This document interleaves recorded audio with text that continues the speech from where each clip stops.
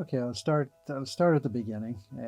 Where did my association with the college begin? Well, I arrived here in 1978, September, after I finished at my local secondary school, St Joseph's, and it was probably a strange encounter because you came from a school environment into a very large, sort of, I suppose, this big, large building that we'd all been walking past, and we didn't really know what actually went on inside it. And probably my first sort of encounter was with Mr. John Agnew, who was the principal at the time, and he used to march up and down the front of the college, making sure that everybody knew where they were going, and eventually he got to know most of us by name and by sight. He'd be able to say "Good morning, Mr. Steele," that sort of thing. So basically, when I left the college as a student after spending 3 years, I thought, well, maybe that was my final contact with the college for a while. But little did I know, in 1985, I was successful in taking up the position of the audiovisual technician in the college.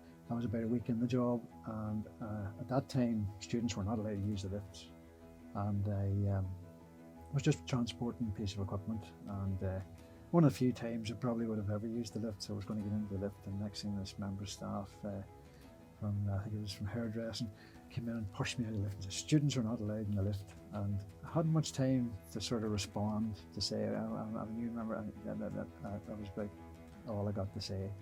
And I was sort of somewhere early put out on the corridor, so I had to use the stairs, and probably used them all the time since after that. So it's one of those funny moments.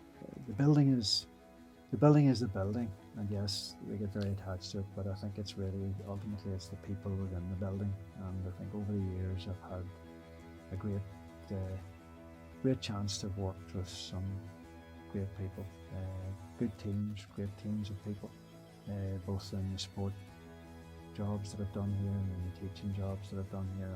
I always find that ultimately the one thing you always take away from it is that the building wouldn't be the building it is, and the place wouldn't be the place it is if it wasn't for the people that are in it.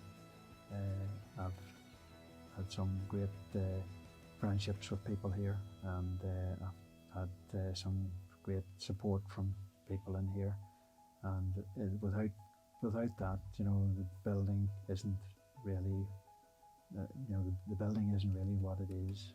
The people are really what makes the building, and definitely the support, the friendship, the camaraderie that you get from the people that you work with.